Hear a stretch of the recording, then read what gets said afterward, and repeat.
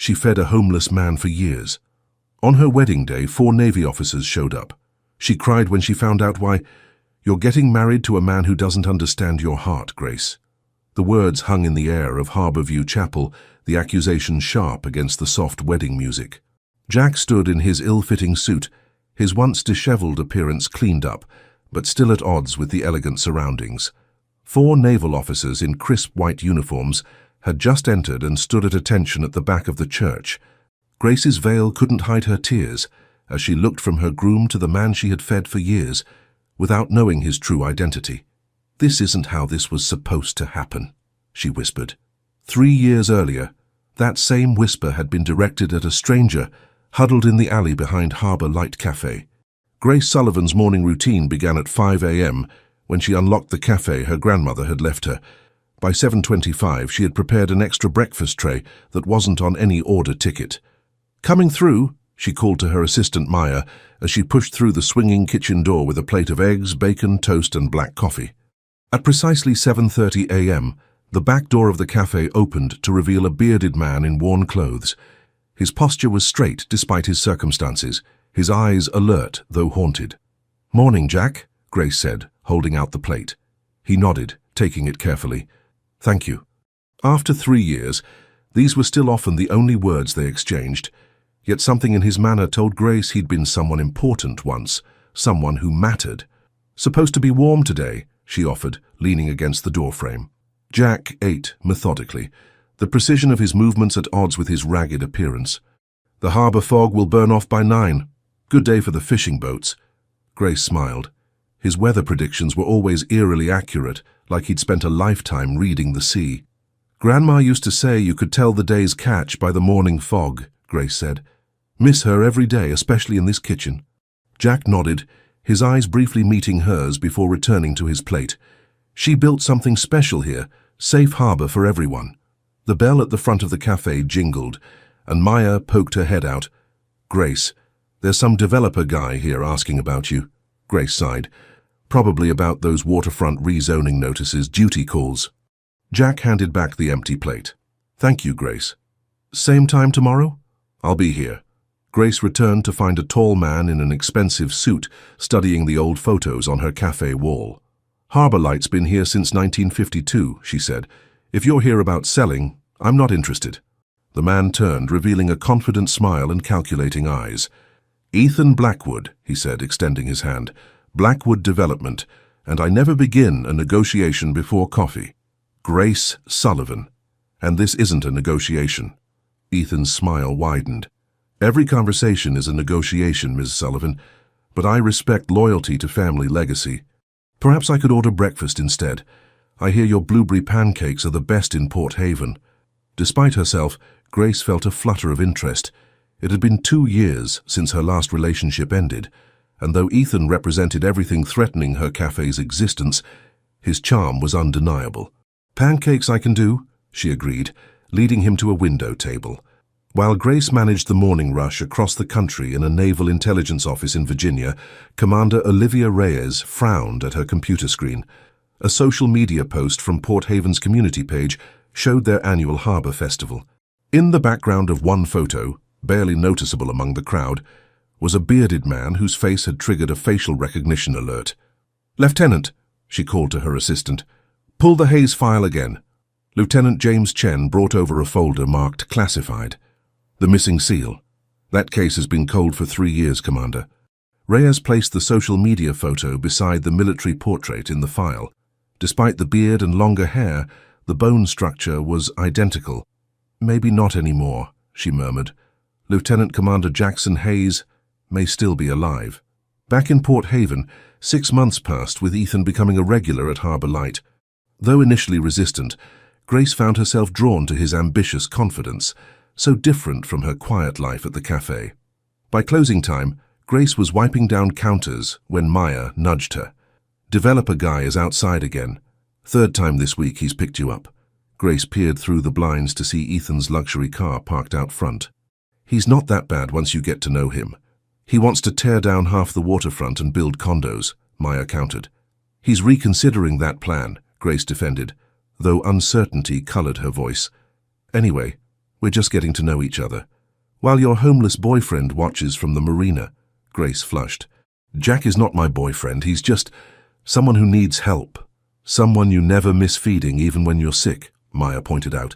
Someone whose eyes follow you like you hung the moon. Before Grace could respond, she spotted Jack across the street, collecting discarded cans from a bin. For even in his reduced circumstances, there was a watchful alertness to him, especially when he scanned the harbor, as though searching for something lost. He was somebody once, Grace said quietly. I can feel it. Later that evening, Ethan took Grace to dinner at the Lighthouse, Port Haven's most exclusive restaurant. The cafe looked busy today, he commented, pouring more wine into her glass. Fridays always are, the fishing crews get paid and everyone wants celebration pie. You work too hard, Ethan said, reaching for her hand. Have you thought more about my offer? A manager could run daily operations while you focus on recipe development. Grace withdrew her hand. The cafe isn't just about recipes, it's about community, the relationships. Like your charity case. Ethan's voice held an edge. Jack, what about him? I've made inquiries. Nobody knows where he came from. Could be dangerous. Grace straightened. He's not dangerous, he's lost. Your kindness is admirable, Grace, but... His words were interrupted by the waiter arriving with a silver dome-covered plate. Dessert is served, the waiter announced with practiced flourish, removing the cover to reveal a velvet box nestled among chocolate-dipped strawberries. Grace's breath caught as Ethan smoothly moved from his chair to one knee, taking the box and opening it, to reveal a diamond ring that caught the restaurant's dim lighting in brilliant fractures. Grace Sullivan, these past 6 months have shown me what's been missing in my life. Would you do me the honor of becoming my wife? Grace stared at the ring, momentarily speechless. Through the restaurant window she caught movement, Jack walking past in the rain, looking disoriented, one hand pressed to his head. As Ethan awaited her answer, Jack stumbled, collapsing onto the wet sidewalk in what appeared to be a seizure. Jack! Grace gasped, jumping up from the table and rushing outside, leaving Ethan kneeling with the ring as rain began to soak through her dress. Her choice was made before she even realized there was one to make. BP's dropping! Get the crash cart! The emergency room erupted into controlled chaos as Jack's body convulsed on the gurney. Grace pressed herself against the wall, still in her rain-soaked dress from dinner, watching helplessly as medical personnel swarmed around him.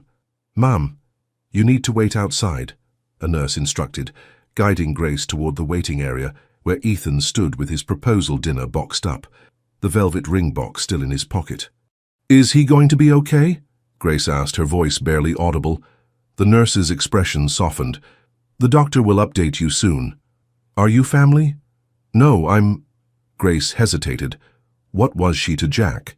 I'm his friend. He doesn't have anyone else. 6 hours later, Grace sat in an uncomfortable hospital chair, her makeup-smudged hair damp and limp against her shoulders. Ethan returned from the cafeteria with coffee that smelled burnt. They've been in there a long time, she murmured, accepting the paper cup. Ethan's jaw tightened. Grace, it's almost midnight. We can check on him tomorrow. I can't leave. Not until I know he's stable. This isn't your responsibility. Ethan sat beside her, reaching for her hand. I admire your compassion, but this man is a stranger. Grace pulled away. He's not a stranger. I've seen him every day for 3 years. Serving him breakfast doesn't make him your responsibility. Before Grace could respond, Dr. Sophia Martinez emerged through the double doors. Ms. Sullivan, your friend is stabilized. We took him for an emergency CT scan. There's something you should see. In the doctor's office, Grace stared at the scan displayed on the computer screen. A small bright object was embedded in Jack's brain tissue. Is that... she began. Shrapnel, Dr. Martinez confirmed. Consistent with a high-velocity impact, possibly an explosion. Given its location, it's remarkable he's functional. He mentioned a construction accident once, Grace said weakly. Dr. Martinez looked skeptical. This type of injury is more commonly seen in combat veterans. The fragment shifted, causing the seizure. We've stabilized him, but he needs surgery to remove it safely. Will he recover his memory? Grace asked. The doctor tilted her head. Memory loss? He doesn't seem to remember much about his past. Just fragments. Traumatic brain injuries can cause amnesia. Removing the shrapnel might help, but there are no guarantees. Later, Grace stood at Jack's bedside. His face, cleaned of street grime, looked younger and somehow familiar. His hand twitched, then his eyes opened, focusing on her with effort. "Grace," he whispered, his voice rough. "I'm here," she assured him. "You had a seizure. The doctors found something in your brain. Metal from an injury." Confusion clouded his eyes. "I remember water. So much water. From the rain tonight?" He shook his head slightly, wincing. "No, salt water. Waves. I think I was drowning." The door opened as Ethan entered, his expression tight. Jack's eyes moved to him, then back to Grace. "You were at dinner," Jack said. "With him. I didn't mean to interrupt." "You didn't interrupt anything," Grace said quickly. Ethan stepped forward. "Grace, could I have a moment?" In the hallway, Ethan took both her hands. "Grace, I know tonight didn't go as planned, but my question still stands." Grace looked back toward Jack's room, torn. "He's getting the care he needs," Ethan continued. "You've done more than most would. Now please." He withdrew the velvet box. "Would you do me the honor of becoming my wife?" Under the harsh fluorescent lights, Grace stared at the diamond, thinking of Jack's words, water drowning. Something significant trying to surface. But here was Ethan offering security, a future certainty. "Yes," she whispered, allowing him to slip the ring onto her finger. The next morning, Grace returned to the hospital with fresh clothes for Jack, simple items from a nearby store. The nurse directed her to his room, where she found him sitting up, staring out the window at the distant harbor. "How are you feeling?" she asked, setting the bag on the bed. "Better." He turned to her, his gaze immediately dropping to the diamond on her left hand. Something flashed in his eyes, recognition, then resignation. "Congratulations." "Thank you," she said awkwardly. "I brought you some clothes. They're scheduling your surgery for next week." "You don't have to do this." "Do what?" "Take care of me." His voice was stronger than she'd ever heard it. "You have your own life, Grace. A future now." "Jack, you've been coming to my cafe for 3 years. You're part of my life, too." He looked away. "I don't even know who I am. Maybe the surgery will help with that." 6 months passed. Jack's surgery was successful, though his memory remained fragmented. With Grace's help, he secured a small room near the marina and found work as a handyman, his practical skills suggesting military or construction training. The mystery of his past remained, but a new routine emerged. Grace still brought him lunch now at the marina docks instead of the cafe's back door. Ethan's disapproval grew with each passing month, though he channeled it into wedding preparations rather than direct confrontation. One afternoon, Grace found Jack repairing a boat winch, his movements precise and confident. "Brought your favorite," she said, holding up a bag containing a turkey sandwich and apple pie. Jack wiped his hands on a rag. "You shouldn't keep doing this." "Doing what? Feeding a friend?" "Your fiancé doesn't like it." Grace placed the bag on a bench. "Ethan doesn't get to decide who my friends are." Jack sat beside her, watching the naval ships in the distance. "The therapy's helping. I remembered something new today." "What's that?" "A storm. Being on a ship, not a fishing boat, something bigger. Military, I think." Grace studied his profile. "Doctor, Martinez mentioned your injury looked like it came from combat." "It feels right," Jack admitted. "When I see those ships, something clicks." They ate in comfortable silence until Jack spoke again. "The wedding soon?" 2 months, Grace confirmed. "Are you coming? I put your invitation in your mailbox." "I don't think that's a good idea." "Why not?" Jack turned to her, something unspoken in his expression. "Some things are better left as they are, Grace." Before she could respond, her phone rang, Ethan calling about cake tastings.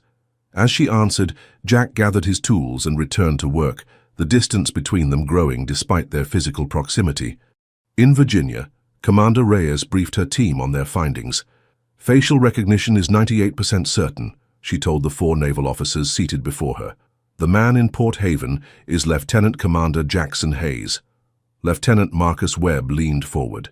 "After 3 years? How is that possible?" "We believe he suffered a traumatic brain injury during the storm that separated him from your team.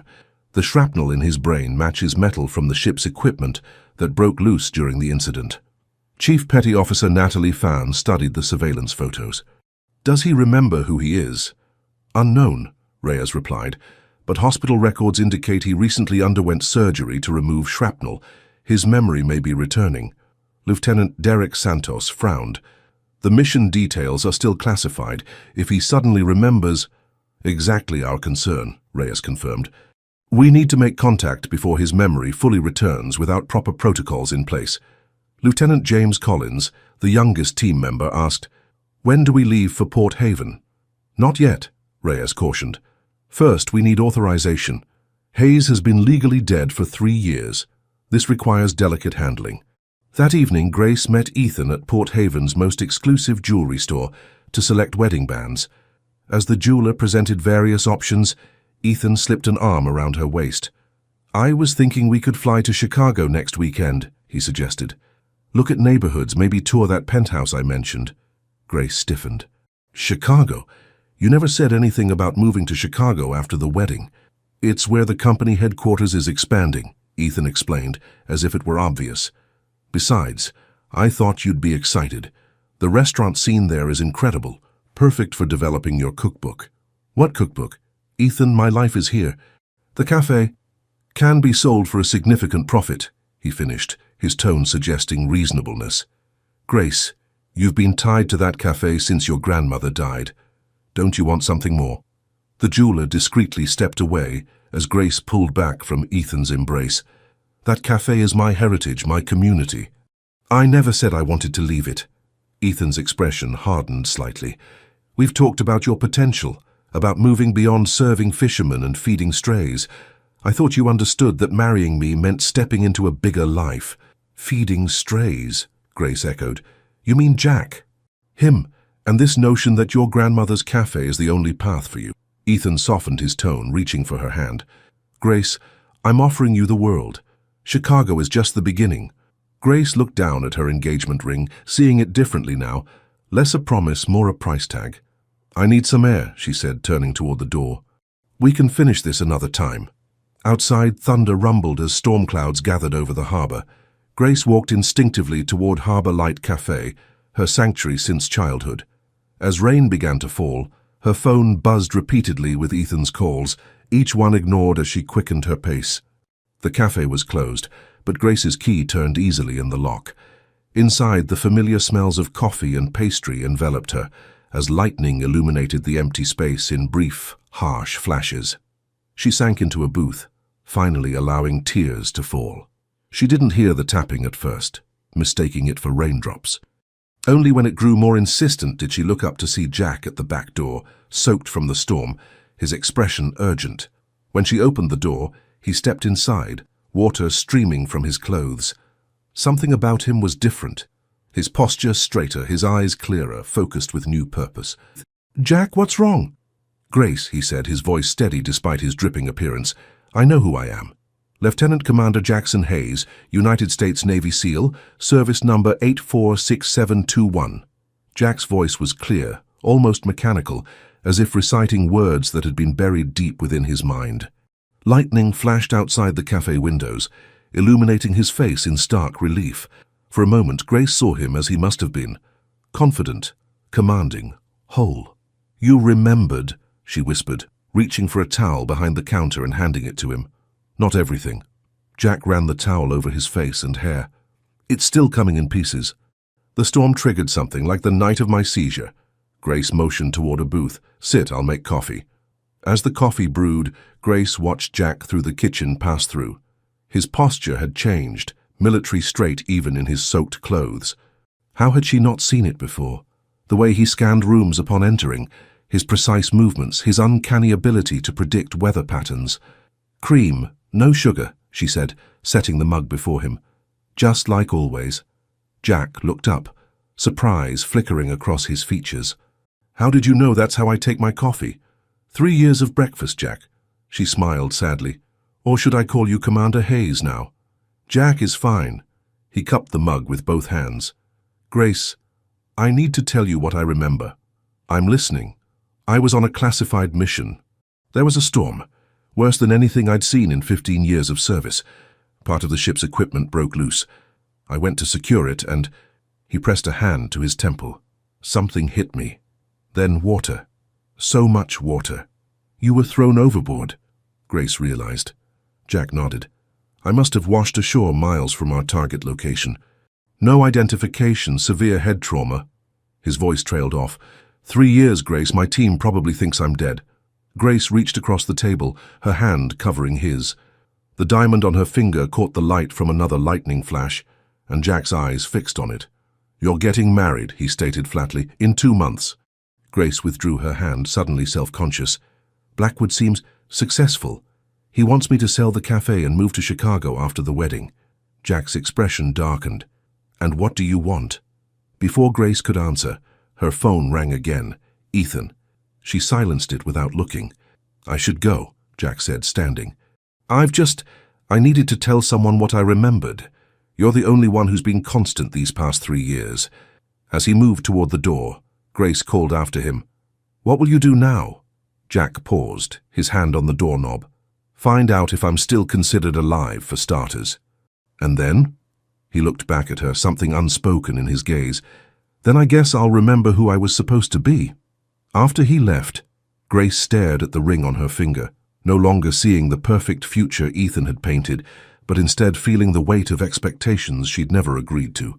The next morning, Grace arrived at the cafe before dawn, her night restless with dreams of stormy seas and drowning men. Maya found her aggressively kneading dough for the day's bread. That bread dough offend you personally? Maya asked, tying on her apron. Couldn't sleep, Grace admitted. Wedding jitters or something else? Grace paused, flour up to her elbows. Ethan wants to move to Chicago after the wedding, sell the cafe. Maya's eyes widened. And you're just now telling me this? He sprung it on me yesterday. Said he thought I understood that marrying him meant stepping into a bigger life. What does that even mean? Apparently it means leaving everything I've built here. Grace pounded the dough again. Everything Grandma built. Maya studied her friend. And what about Jack? Did you tell him you're leaving? Grace hesitated. Jack remembered who he is. He's a Navy SEAL, or was. He thinks his team believes he's dead. Whoa, Maya breathed. Special forces, that explains a lot. Like what? The way he moves, how he's always aware of exits, the fact that he survived 3 years with a piece of metal in his brain. Grace hadn't considered these details, but they aligned perfectly with what Jack had remembered. He came to tell me last night during the storm. And nothing, he left. I'm engaged to Ethan. Maya raised an eyebrow. Are you trying to convince me or yourself? Before Grace could respond, the bell over the door jingled. Ethan entered, perfectly dressed despite the early hour, a bouquet of roses in hand. Grace, he began, approaching the counter. About last night. I'm working, Ethan, Grace interrupted, not meeting his eyes. I know, and I apologize for springing Chicago on you, but we should discuss this. He set the roses on the counter. Properly. Maya pointedly busied herself with the coffee machine as Grace finally looked up. There's nothing to discuss. I'm not selling the cafe or moving to Chicago. Ethan's smile tightened. Let's not make decisions in anger. The cafe is important, I understand that. But Grace, your talents are wasted here. In Chicago, you could have your own restaurant, not just this. He glanced around dismissively. This what? Grace challenged, her hands stilling in the dough. Ethan sensed dangerous territory. This charming but limited space, he amended smoothly. Think bigger, Grace. Think about our future. I have been thinking about our future, she said quietly, and I'm no longer sure we want the same things. Something shifted in Ethan's expression, concern perhaps, or calculation. He reached across the counter to take her flower-covered hand. I love you, Grace. We'll work this out. 2 months before the wedding, Jack stood on the marina dock, watching naval vessels in the distance, their silhouettes familiar in ways he couldn't fully articulate. His memory continued returning in fragments, training exercises, missions in foreign waters, faces of men and women he'd served with. Beautiful ships, a voice commented beside him. Jack turned to find a woman in civilian clothes, her bearing unmistakably military. Commander Olivia Reyes, she introduced herself, offering a badge identifying her as naval intelligence. Jack straightened instinctively. You know who I am. Lieutenant Commander Jackson Hayes, she confirmed. Presumed killed in action 3 years ago during Operation Silent Tide. My team, all survived. They'll be relieved to know you did too. Jack looked back at the water. I'm not sure survived is the right word. I've been a ghost. A ghost who's been receiving medical care and forming local connections, Reyes noted. Like Grace Sullivan. Jack tensed. Leave her out of this. Relax, Commander. We're grateful to Ms. Sullivan. According to your neurologist, her consistent interaction with you likely helped preserve neural pathways that facilitated your memory recovery. She had no idea who I was, which makes her kindness all the more remarkable. Reyes handed him a folder. Your service record might help fill in some blanks. Jack accepted it hesitantly. Why are you here, Commander? I doubt it's just to welcome me back to the land of the living. Perceptive as your file suggested, Reyes acknowledged. Operation Silent Tide remains classified. As your memory returns, certain protocols must be followed.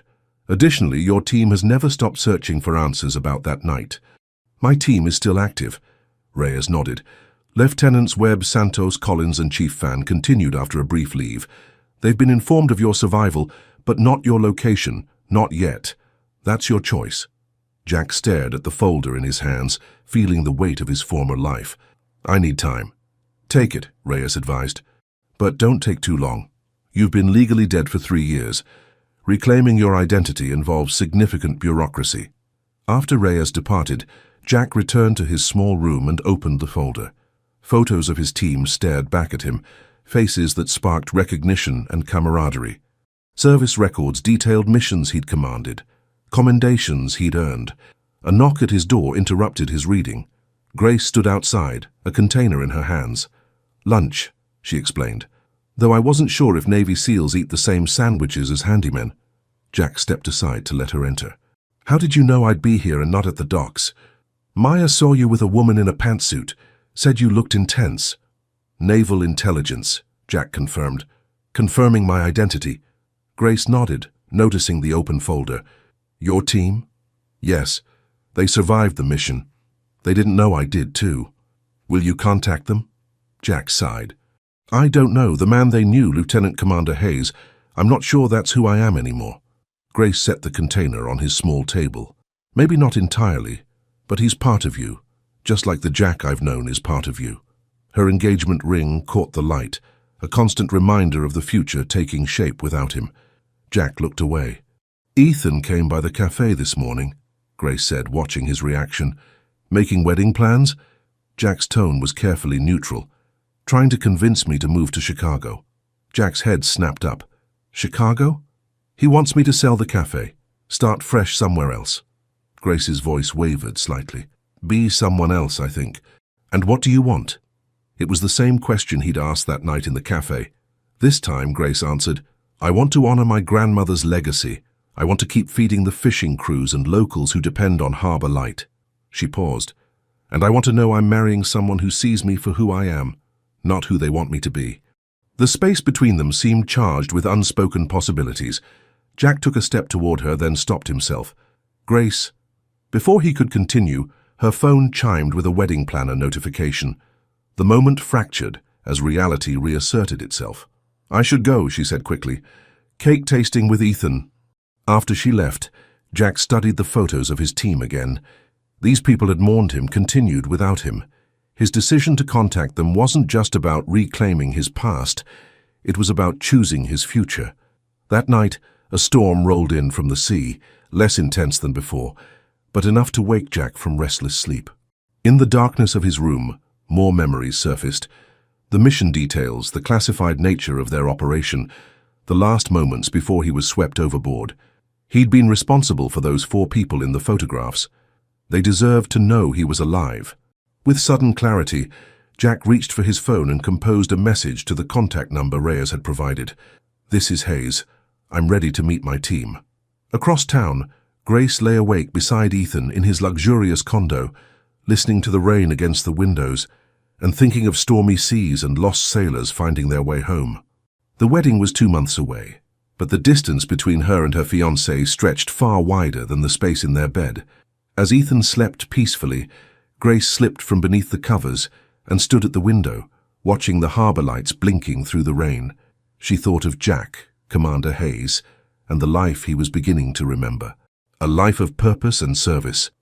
Looking back at Ethan, She wondered what life she was choosing for herself, and whether the security he offered was worth the sacrifice of who she truly was. 2.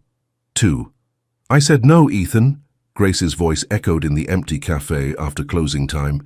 For the last time, I'm not selling Harbor Light. Ethan paced before the counter, his patience visibly thinning. Be reasonable, Grace. I've arranged meetings with 3 potential buyers next week, all offering well above market value. Without consulting me? Grace slammed the cash register drawer closed. This place isn't just property to flip, it's my heritage. It's a business, Ethan countered. A small one with limited growth potential in a seasonal tourist town. The Chicago opportunity won't wait forever. Grace wiped down the counter with sharp, angry motions. Then maybe you should go without me. Ethan stopped pacing, his expression hardening. What's really going on here? Is this about the cafe or is it about your homeless project who turns out to be some kind of war hero? Grace froze. Jack has nothing to do with this, doesn't he? You've been distant since his miraculous memory recovery. Maya mentioned you still bring him lunch every day. He's my friend. He's more than that, Ethan challenged. I see how you look at him, how you've always looked at him. Outside, thunder rumbled as another storm approached the harbor. Grace tossed the cleaning cloth into the sink. I think you should leave. Grace. Now, Ethan, I need space to think. After he departed, Grace locked the cafe and climbed the narrow stairs to her small apartment above. Rain began lashing against the windows as she sank onto her sofa, staring at the engagement ring that felt increasingly like a shackle. Across town at the marina, Jack huddled in the boathouse as the storm intensified. Each lightning flash and thunderclap brought sharper memory fragments. The mission, the team, the classified operation to intercept a weapons shipment disguised as humanitarian aid. The final piece clicked into place during a particularly violent thunderclap. Jack gasped as the complete memory of that night returned, securing loose equipment during the storm, the impact that sent him overboard, the freezing water and darkness that followed. His phone buzzed with a text from Commander Reyes. Team arriving tomorrow, ERO 900 hours, Naval Support Facility, Pier 7. Jack stared at the message, anxiety and anticipation churning within him. After 3 years, he would face the teammates who had mourned him, continued without him. Would they recognize the man he'd become? Did he even recognize himself? Unable to remain confined, Jack stepped out into the storm. Rain soaked through his jacket as he walked instinctively toward Harbor Light. Through the cafe windows, he could see it was closed, but a light shone in the apartment above. Jack hesitated at the side entrance that led to Grace's apartment. She was engaged to Ethan, planning a wedding, preparing for a life that didn't include him. Yet something pulled him forward. He climbed the stairs and knocked. Grace opened the door, surprise turning to concern at his drenched appearance.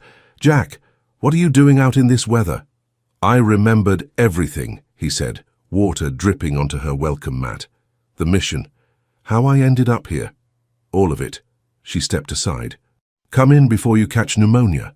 Inside, Jack stood awkwardly dripping on her floor until Grace handed him a towel. My team is coming tomorrow, he explained, drying his face. After 3 years, thinking I was dead. That's good, isn't it? Grace asked, keeping distance between them. I don't know. Jack ran a hand through his wet hair. The man they knew died that night in the storm. I'm not sure who I am now. You're still you, Grace said softly, just with more pieces of yourself recovered. Jack looked around her apartment, small, warm, filled with photos and mementos. So different from his sparse room at the marina. I shouldn't have come, he said suddenly. You're getting married, moving to Chicago. I haven't agreed to Chicago, Grace corrected, her voice tight. But you're still marrying him. The question hung between them, unanswered. Lightning illuminated the room in stark flashes, throwing their shadows against the wall. Why did you really come here tonight, Jack? He met her gaze, something shifting in his expression. Because you're the only constant in my life these past 3 years. Even when I didn't know my own name, I knew you'd be at that cafe door at 7:30 every morning. Grace stepped closer. And now? Now I know who I was, Jack said quietly. But I'm still figuring out who I am. Grace moved closer still, close enough that he could see the flecks of gold in her brown eyes. When I look at you, I've always seen the same person. Lost or found. Someone honorable.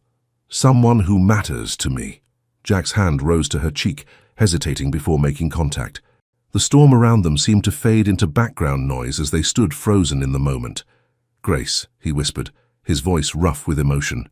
She leaned toward him slightly, her eyes drifting closed. Their lips were inches apart when her phone rang shrilly, shattering the moment. Grace stepped back as if burned, glancing at the screen. "It's Ethan," she said, not answering. Jack retreated toward the door. "I should go." "Jack, your fiancé is calling," he said firmly. "Answer it, Grace. Figure out what you really want before the wedding. For your sake, not mine." Before she could respond, he was gone, disappearing into the storm. The next morning dawned clear after the night's tempest. Jack stood at attention on Pier 7, dressed in clothes provided by Commander Reyes. Not a uniform, but close enough to feel like one. At precisely 900, a naval vehicle pulled up. 4 figures emerged, pausing when they spotted Jack. Even at a distance he recognized them: Marcus Webb, Derek Santos, James Collins and Natalie Fan. His team, his family. For a moment, no one moved. Then Marcus stepped forward, his pace increasing until he was almost running. He stopped just short of Jack, his expression a mixture of disbelief and hope. "Hayes?" His voice cracked slightly. "Is it really you?" Jack nodded, emotion tightening his throat. "It's me, Webb, or what's left of me." Marcus grabbed him in a fierce embrace, followed quickly by the others. Their questions tumbled over each other. Where had he been? How had he survived? Why couldn't he contact them? Commander Reyes gave them privacy, walking to the end of the pier as Jack explained his amnesia, the shrapnel, the years living as a homeless man with no identity. "We looked for you for weeks," Natalie said, wiping tears. "The search and rescue teams gave up, but we didn't. Not really." "The mission?" Jack asked. "Completed by another team," Derek explained, "but never the same without you." Young James Collins, who had been a rookie on that fateful mission, studied Jack intently. "You really didn't remember anything. For 3 years. Just fragments," Jack confirmed. "Until recently." "What made you start remembering?" Marcus asked. Jack hesitated. "A woman. Grace. She runs a cafe here. Fed me every morning for 3 years without knowing who I was. Understanding passed between the seasoned team members." "Where is she now?" Natalie asked gently. "We should thank her. She's engaged," Jack said flatly. "Getting married in 6 weeks." His tone conveyed more than his words, and his team exchanged glances. "Hayes," Marcus began carefully, "what are your plans now? Reyes says your status can be officially changed from KIA to active duty once the paperwork clears." The question caught Jack off guard. He hadn't thought beyond this meeting. "I don't know," he admitted. "I'm not sure I can go back to who I was." "None of us are who we were 3 years ago," Derek pointed out. "But the team has a spot for you if you want it." Jack looked out at the harbor, thinking of Grace's cafe, her kindness, the almost kiss during the storm. "I need time to think." As they walked along the pier catching up, Jack spotted a familiar figure approaching, Grace carrying her cafe's branded takeout bag. His team noticed his distraction and followed his gaze. "Is that her?" Natalie asked quietly. Jack nodded, tension visible in his stance. Grace faltered when she saw the group, clearly not expecting Jack to have company. She considered turning back, but Jack had already seen her. She approached hesitantly. "I brought lunch," she explained, holding up the bag. "Habit, I guess." Jack made introductions, watching as his team thanked Grace with genuine emotion.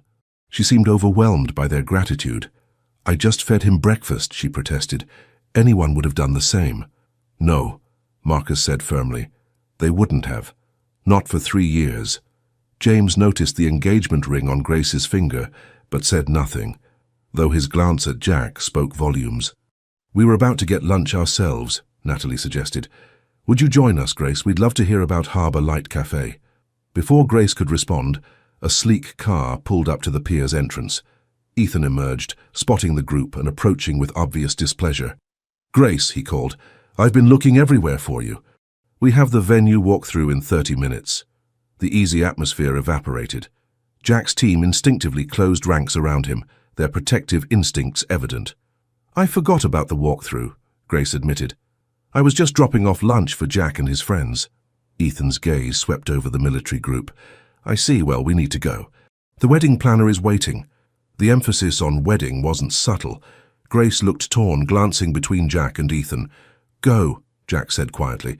It's important. Grace handed the lunch bag to Natalie. It was wonderful meeting you all.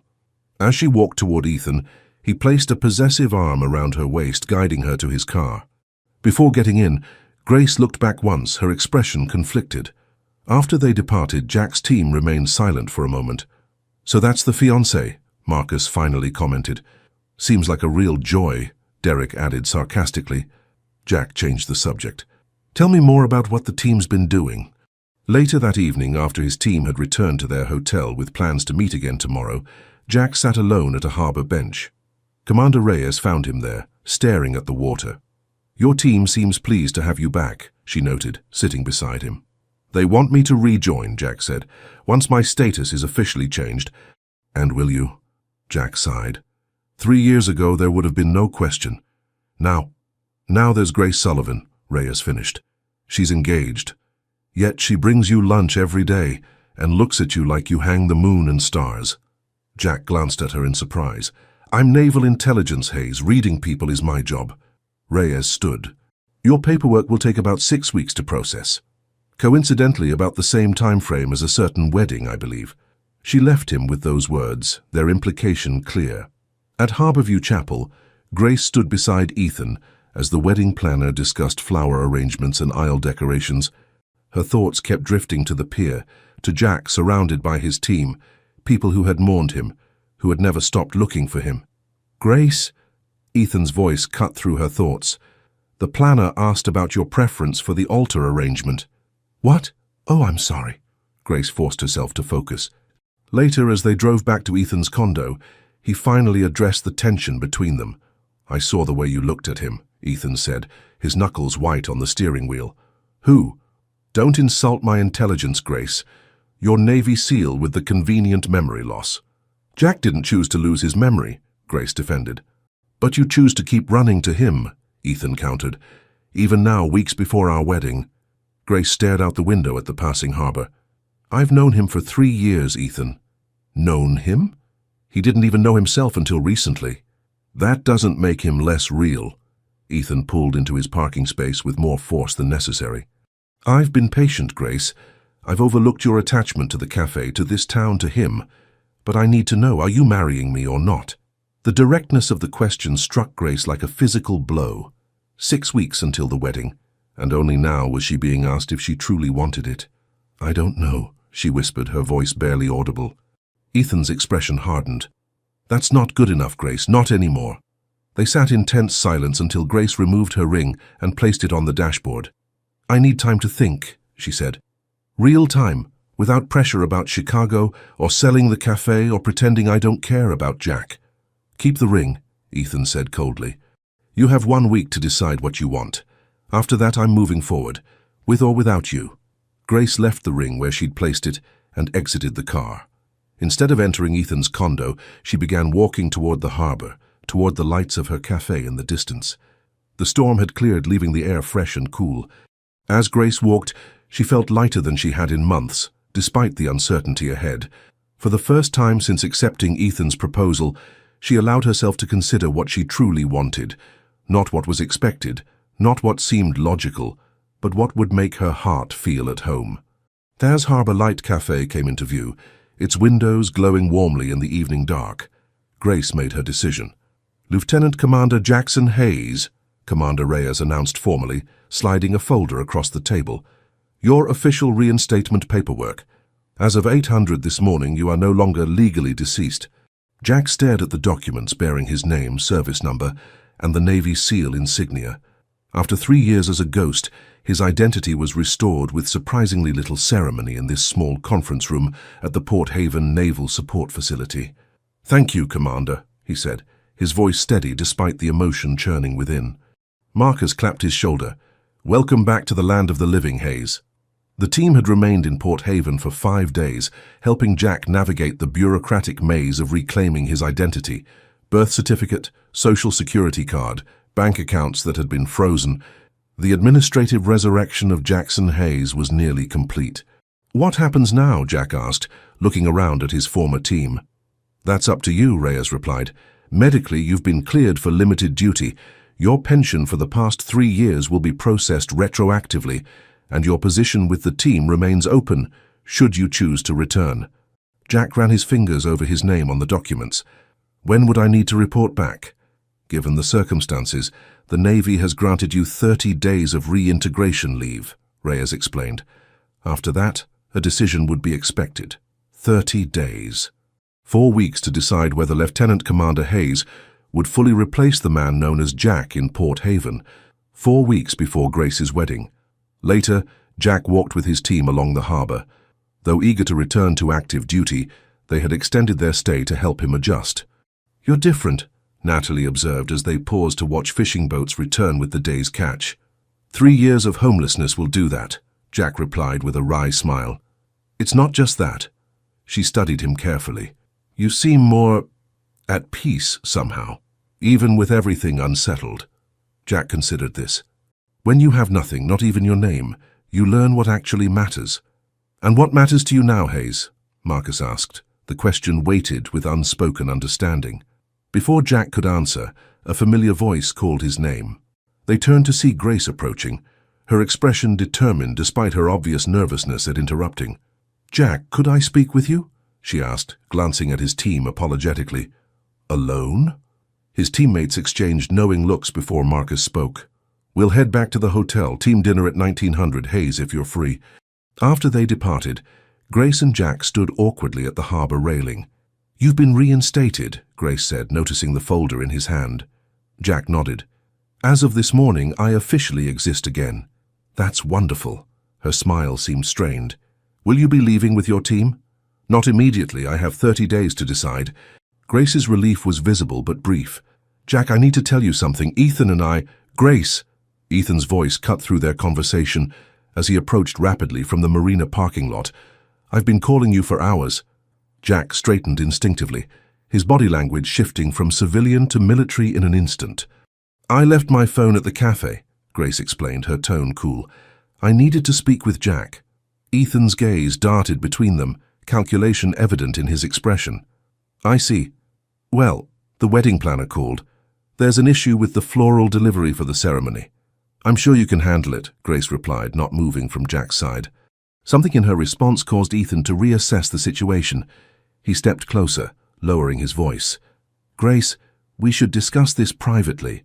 "Actually," Grace said firmly, "I was just telling Jack about our conversation last night." Jack remained silent, sensing the tension between them had reached a breaking point.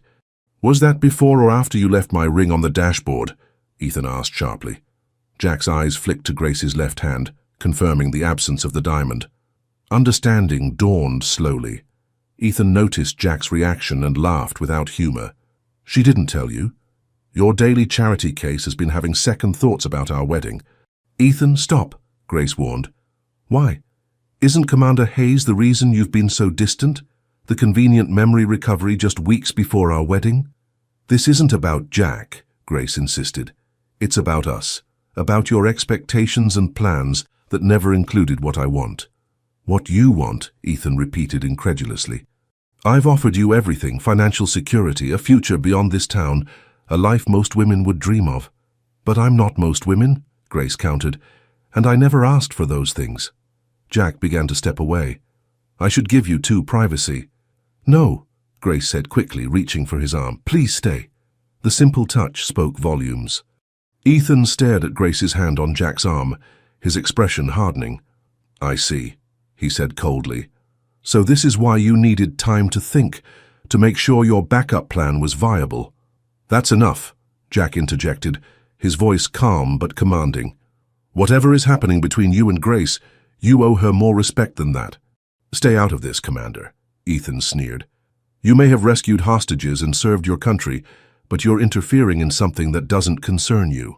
"It concerns me when you speak to her that way," Jack replied evenly. Ethan stepped closer, his expensive suit contrasting with Jack's simple clothes. 3 years of breakfast doesn't give you the right to involve yourself in our relationship." "Stop it, both of you," Grace interrupted. "Ethan, this isn't Jack's fault. These questions existed before he remembered who he was." But they became answers when he did, Ethan observed bitterly. Tell me I'm wrong, Grace. When she didn't immediately deny it, Ethan nodded as if confirming a suspicion. The wedding is in 5 weeks. You have until the end of the week to make your decision, as we agreed. With that, he turned and walked away, leaving Grace and Jack standing awkwardly in his wake. I'm sorry, Grace said after a moment. That wasn't how I wanted to tell you. Tell me what? Jack asked carefully. That I gave back his ring, that I'm questioning the wedding. Jack maintained his composure despite the surge of hope her words triggered. Why? Grace turned toward the harbor, gathering her thoughts. Last night Ethan asked me directly if I was marrying him or not. For the first time I couldn't say yes without hesitation. Because of me? Jack's question was barely audible. Partly, Grace admitted. But also because I realized I've been agreeing to a future I never actually wanted. Selling the cafe, moving to Chicago, becoming someone's corporate wife. Jack joined her at the railing, careful to maintain distance between them. What do you want, Grace? To honor my grandmother's legacy, to stay in Port Haven, to marry someone who loves me for who I am, not who they think I could become. She glanced at him. What about you? Will you rejoin your team? I don't know, Jack confessed. They're my family. The Navy was my life, but, Grace prompted when he didn't continue. But that was Lieutenant Commander Hayes. I've been Jack for 3 years now. I'm not sure I can go back to being only who I was before. They stood in companionable silence, watching boats rock gently in the harbor. The question of what might develop between them remained unspoken but present in the space between their bodies. I should get back to the cafe, Grace finally said. Maya's handling the lunch rush alone. And I have team dinner tonight, Jack added. They parted without touching, though both felt the magnetic pull between them growing stronger. That evening at dinner with his team, Jack was quieter than usual, his thoughts clearly elsewhere. Earth to Hayes, Marcus called, waving a hand before his face. You still with us? Sorry, Jack said, refocusing on the conversation. What were you saying? Marcus exchanged glances with the others before asking directly, It's the cafe owner, isn't it? Grace? Jack sighed, knowing denial was pointless with people who knew him so well. She returned her fiancé's ring. Low whistles and raised eyebrows greeted this revelation. And? Natalie prompted. And nothing, Jack insisted. She's sorting through her own feelings. I have no right to complicate that further. Hayes, Derek said seriously, that woman fed you every day for 3 years when you had nothing. She saw something in you even when you didn't know yourself. That was kindness, not love, Jack countered. James, the youngest team member, spoke up. With respect, sir, I've seen how she looks at you. That's not just kindness. And how do you look at her? Marcus asked pointedly. Jack didn't answer immediately. When he did, his voice was low and certain. Like someone who gave me a reason to keep going when I had nothing else. His team exchanged meaningful glances. You know, Natalie said carefully, rejoining the team doesn't have to be immediate. You could take extended leave, figure things out. The Navy's been my life since I was 18, Jack reminded them. And it will always be there, Marcus assured him, but some opportunities don't wait. The conversation shifted to other topics, but Jack remained thoughtful, weighing options he hadn't previously allowed himself to consider. The next morning, he met Commander Reyes at the naval facility to complete his final paperwork. Your team speaks highly of your recovery, she noted, observing him closely. Neurologically, there's no reason you couldn't return to active duty after proper retraining. And if I chose not to return immediately, Jack asked. Reyes studied him thoughtfully. Extended leave could be arranged, possibly a training position. Your experience would be valuable to new recruits. She slid another document across the desk. Your back pay and benefits. Quite substantial after 3 years. You're financially secure, Commander. Your choices are truly your own. Jack stared at the figure, thinking of possibilities he hadn't considered when he had nothing. There's something else you should know, Reyes added. Your team received new deployment orders this morning. They ship out next week. Classified location, minimum 6-month rotation. The news settled heavily. If he rejoined now, he would leave with them. Leave Port Haven, leave Grace, just as she was questioning her engagement. They wanted me to tell you, Reyes continued. Said it might factor into your decision. Later that afternoon, Jack walked to Harbour Light Cafe, his mind clearer than it had been in days. Through the window he could see Grace working behind the counter, laughing with customers, in her element. The bell jingled as he entered. Grace looked up, her smile warming when she spotted him. "Jack, I didn't expect to see you today. Do you have a minute to talk?" he asked. She nodded, gesturing to Maya to cover the counter before leading him to a quiet corner table. "My team received deployment orders," Jack said without preamble. "They leave next week." Grace's smile faded. "And you? Are you going with them?" "I haven't decided." Jack took a deep breath. "But before I do, I need to know something." "What? If I stayed in Port Haven, would it matter to you?" The directness of his question caught Grace off guard. She looked down at her ringless left hand. "Yes," she admitted softly. "It would matter very much." Jack reached across the table, his fingers brushing hers. "I've lived without memories, without identity. But these past few months, remembering who I am while being with you, that's felt most real." Grace turned her hand to clasp his. "What are you saying, Jack?" Before he could answer, the cafe door opened. They both looked up, expecting to see a customer. Instead, 4 naval officers in formal dress whites entered, standing at attention just inside the door. A hush fell over the cafe as Marcus stepped forward. "Lieutenant Commander Hayes," he said formally, "we've come to properly thank the woman who saved your life." Grace stared in shock as all 4 officers approached their table.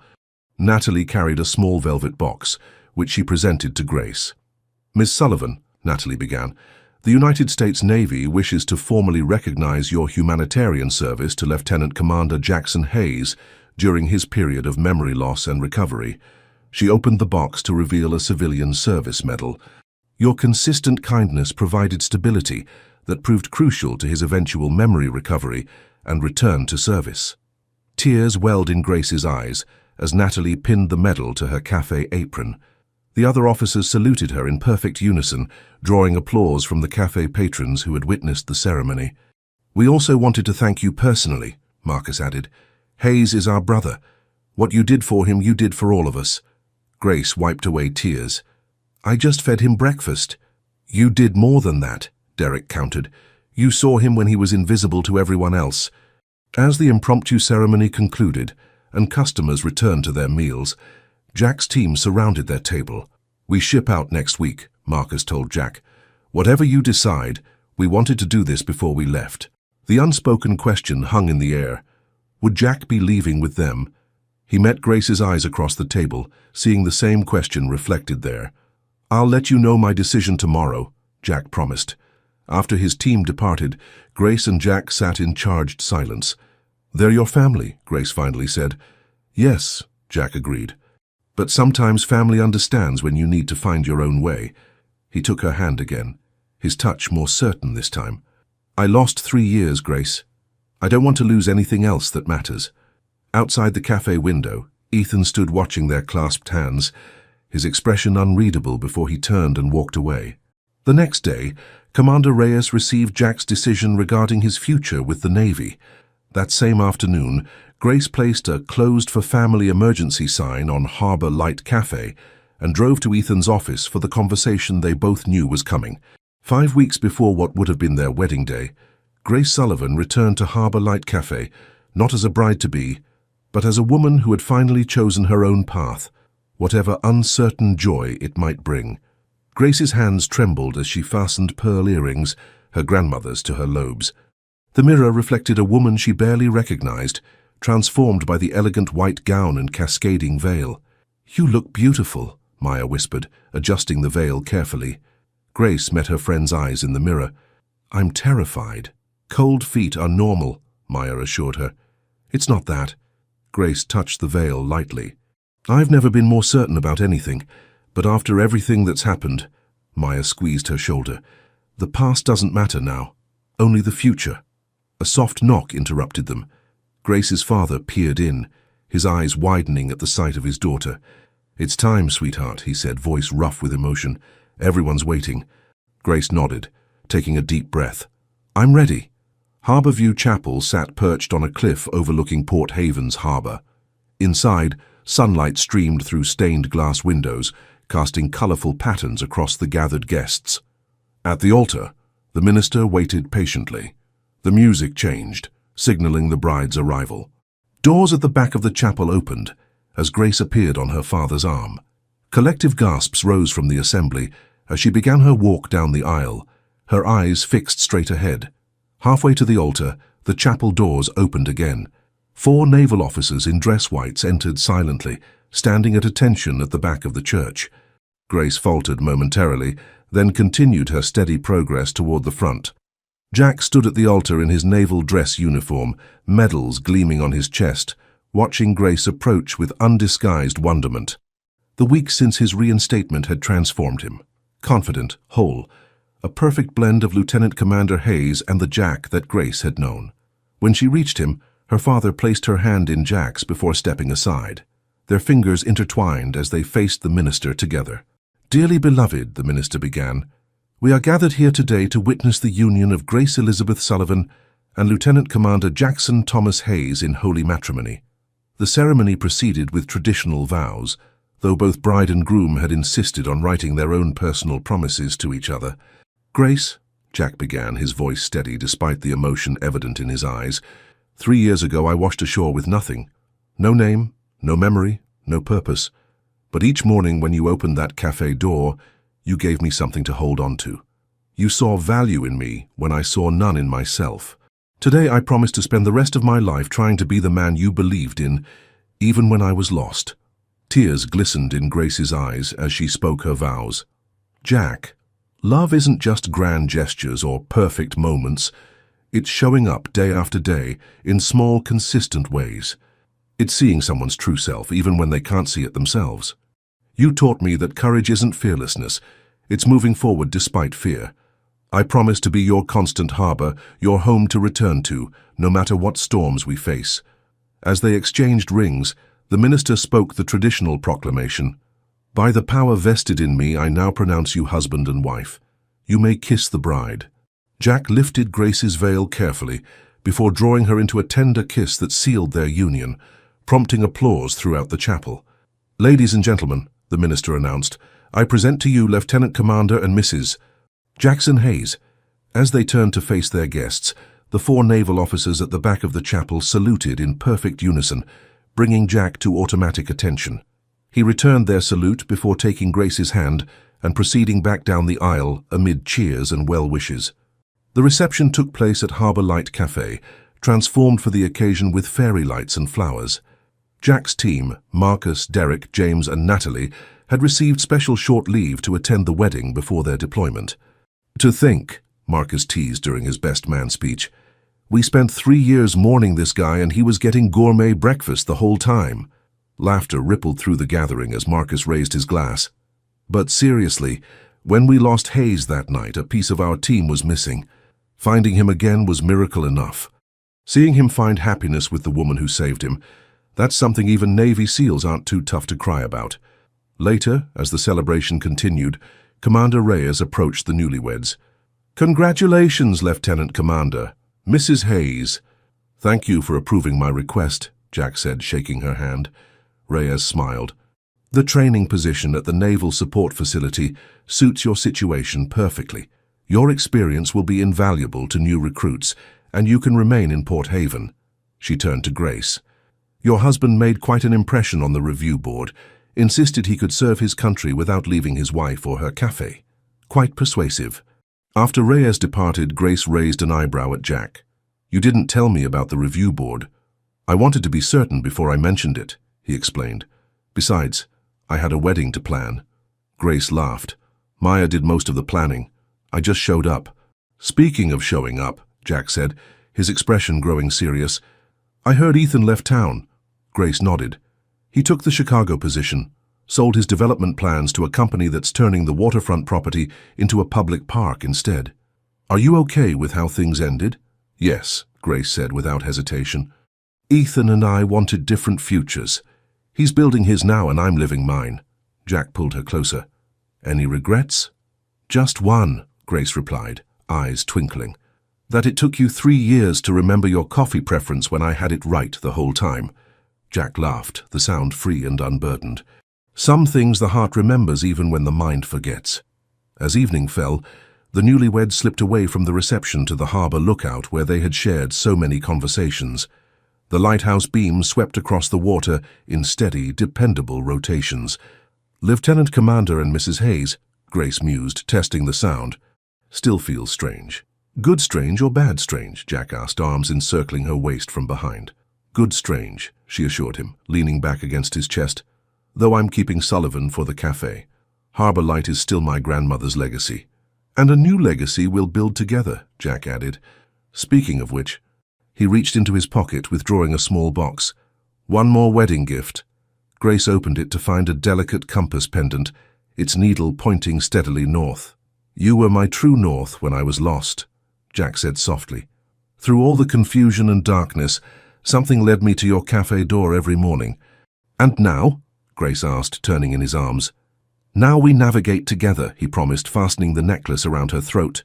Their kiss was illuminated by the sweeping lighthouse beam, witnessed only by the harbour waters that had once separated them and now served as the backdrop to their beginning. In the distance, Harbour Light Cafe glowed with celebration, its lights a beacon calling them home, just as they had been for a lost sailor 3 years before. 1 year after their wedding, Harbour Light Cafe hummed with morning activity. Grace moved efficiently behind the counter, her grandmother's recipes still the foundation of the menu, though she had added her own creations over time.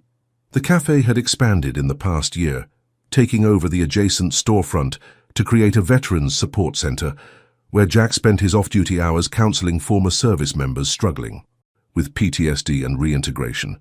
Order up for table 4, Maya called, now the cafe's assistant manager, since Grace split her time between the main business and the support centre.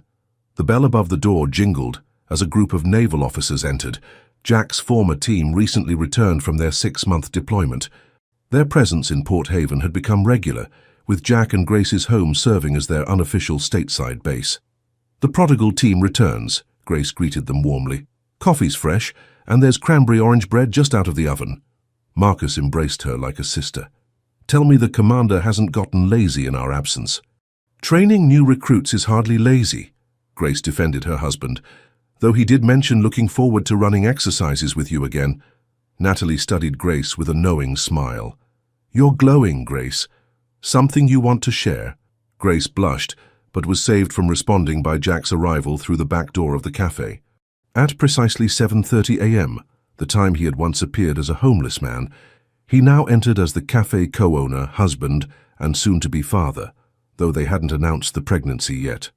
Welcome back, he greeted his team, the easy camaraderie between them undiminished by his changed role. How was Manila? Classified, they responded in unison, their inside joke bringing laughter. The cafe filled with regular customers as the morning progressed.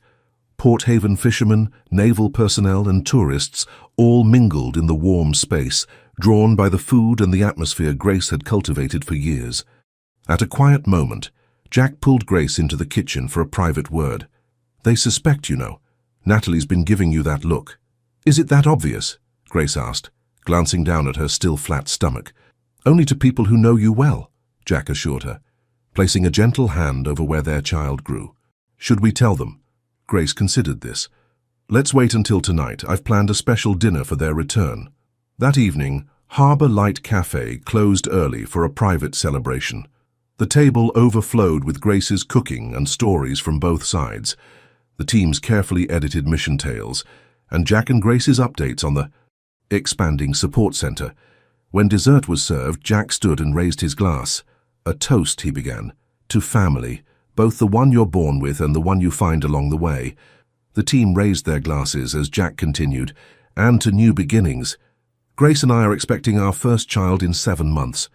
Cheers erupted, followed by hugs and congratulations. As the celebration continued around them, Jack pulled Grace aside to the cafe's back door where their story had begun. Happy? He asked simply. Grace touched the compass pendant she never removed. More than I ever imagined possible. They stood together in the doorway, watching the harbour lights reflect on the water. 1 year of marriage, but their story had been writing itself for 4 years, through amnesia, rediscovery, and new beginnings. Sometimes I think about that storm, Jack confessed. How everything had to go wrong for us to find each other. Maybe some people are just destined to meet, Grace suggested, whatever path it takes. The harbor light's beam swept across the water, steady and dependable as the love they had built together. Inside the cafe, their extended family continued celebrating, voices warm with affection and belonging. "Lieutenant Commander Hayes," Grace said, using his formal title with teasing affection. "Yes, Mrs. Sullivan Hayes. Thank you for finding your way back, to yourself and to me." Jack smiled. The shadows of his lost years finally faded completely. Some journeys are worth every step, no matter how difficult. As they rejoined their celebration, the compass around Grace's neck pointed steadily north, toward future adventures they would navigate together, guided by the harbor light that had first brought them home. I'll create a continuation of the epilogue that provides further closure to the story. 5 years had transformed Harbor Light Cafe and the people who called it home. What had begun as a small support center had evolved into the Harbor Light Foundation, a nationally recognized program for veterans suffering from PTSD and memory-related trauma. Jack's personal experience had shaped the foundation's approach, emphasizing community connection alongside traditional therapy. On this particular morning, exactly 5 years after their wedding, Grace stood in the doorway of their home above the cafe, watching Jack asleep with their 4-year-old daughter Olivia curled against his chest and their 8-month-old son Thomas in the crib nearby. She committed the image to memory, this peaceful moment before the day's celebration began. Jack stirred, sensing her presence. "What time is it?" he whispered, careful not to wake Olivia. "Early," Grace replied softly. "I couldn't sleep." Jack gently transferred their daughter to the pillow and joined Grace at the doorway. "Nervous about today?" "Excited," she corrected, leaning into his embrace. 5 years ago, I never imagined we'd be hosting the Secretary of the Navy to inaugurate our new facility." The Harbor Light Foundation's expansion had drawn attention at the highest levels. What had started in the space adjacent to the cafe now occupied a renovated waterfront building, ironically, one that Ethan had once planned to convert into luxury condos. "Not bad for a cafe owner and an amnesiac sailor," Jack teased, kissing her temple. Grace laughed quietly. "Commander Reyes called last night. She's bringing the whole team." "All of them?" Jack asked, surprised. "Even Derek from his posting in Japan?" Apparently, the secretary arranged special leaves. It's not every day a former SEAL team commander receives the Navy's highest civilian honor. The Distinguished Public Service Award had been unexpected. Jack had built the foundation not for recognition, but from first-hand understanding of what returning veterans needed. Yet the honor meant something special, validation that his choice to remain in Port Haven rather than return to active duty had created an important legacy. Later that morning, as Grace prepared breakfast, Maya arrived early to help manage the cafe. The space had expanded too, now a popular destination mentioned in travel guides as both a premier eatery and for its connection to Jack's remarkable story. "The special Port Haven Harbor pancakes are prepped," Maya reported. "And I've got extra staff coming in to handle the lunch rush while you're at the ceremony." "You're a lifesaver," Grace acknowledged, bouncing Thomas on her hip while flipping pancakes. "Where would we be without you?" "Still serving the same 5 fishermen who've been coming here since your grandmother's time," Maya teased. She glanced at the wall of photographs that chronicled Harbor Light's history. Grace's grandmother in her original cafe, Grace serving Jack at the back door, their wedding day surrounded by naval officers, the ribbon cutting for the first support center, and most recently the growing family that embodied the cafe's legacy. At noon, the formal ceremony began at the newly renovated Harbor Light Veterans Center. Dignitaries mingled with local residents, while naval personnel in dress uniforms added ceremonial gravitas to the occasion. Commander Reyes, now Captain Reyes, approached Grace with a warm smile. 5 years, she marveled.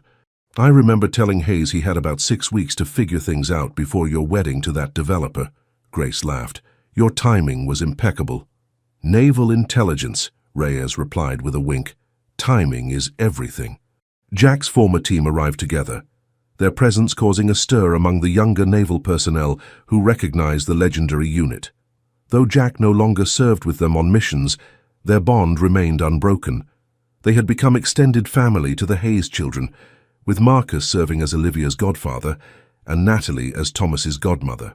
"Uncle Marcus," Olivia squealed, breaking protocol to run toward the imposing officer, who immediately scooped her up. "There's my little sailor," he greeted her. "Getting bigger every time I see you." "I'm going to be a SEAL like Daddy was," she announced proudly. Marcus exchanged amused glances with Jack. "Is that so? Or a baker like Mommy?" Olivia added thoughtfully. "I haven't decided." "Plenty of time for that, sweetheart," Jack assured her, taking her from Marcus's arms. "How about we go find our seats? The secretary is about to arrive." The ceremony proceeded with military precision. The secretary's speech highlighted the Harbour Light Foundation's innovative approach to veteran care, particularly for those with traumatic brain injuries and memory disorders.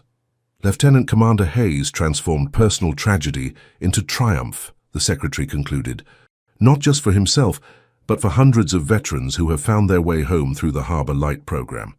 "It is my privilege to present him with the Distinguished Public Service Award, the highest honor the Department of the Navy can bestow upon a civilian." As Jack accepted the award, he looked out at the assembly, his former team standing at attention, Grace holding Thomas with Olivia beside her, Captain Reyes representing the intelligence division that had helped restore his identity, and the Port Haven community that had been his anchor, even when he couldn't remember his name. "This honor belongs to many people," Jack began his acceptance speech. "To my team who never gave up searching for answers, to Captain Reyes, who recognized a lost sailor from a surveillance photo, to the medical professionals who removed the physical barriers to my memory." He paused, his gaze finding Grace. "But most of all to my wife, Grace Sullivan Hayes.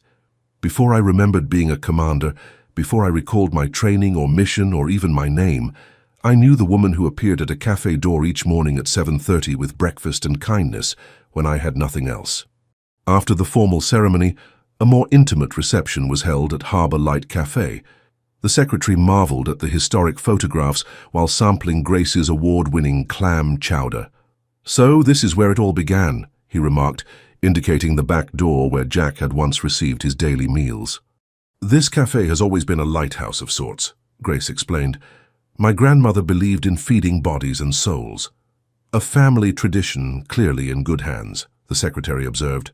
As evening approached and the official guests departed, only Jack's team remained, gathered around the large table that had hosted so many of their reunions. Olivia had fallen asleep on James's lap, while Thomas babbled happily in Natalie's arms.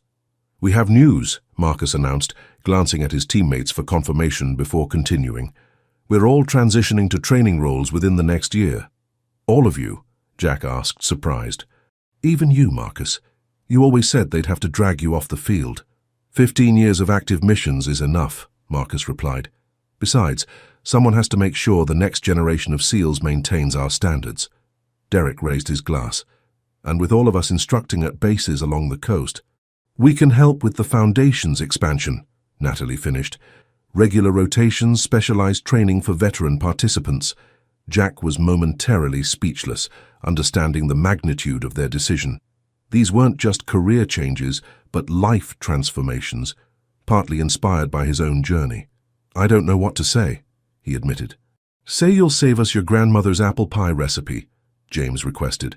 "That's all the thanks we need." "Family recipe," Grace corrected with a smile. "And family doesn't need recipes. You'll just have to keep coming home to get it."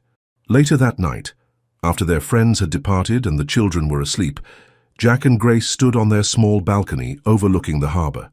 The same lighthouse that had guided Jack to shore 5 years earlier still swept its beam across the water in steady, dependable rotations. "Did you ever imagine this?" Grace asked, leaning against him. "That night when you remembered who you were during the storm?" Jack considered the question. "I imagined being whole again. I hoped for purpose. But this," he gestured to encompass their home, the cafe, the Foundation, their sleeping children, "this exceeded anything I could have dreamed." Grace touched the compass pendant she still wore daily. "You know, for years I thought I was helping you find your way home."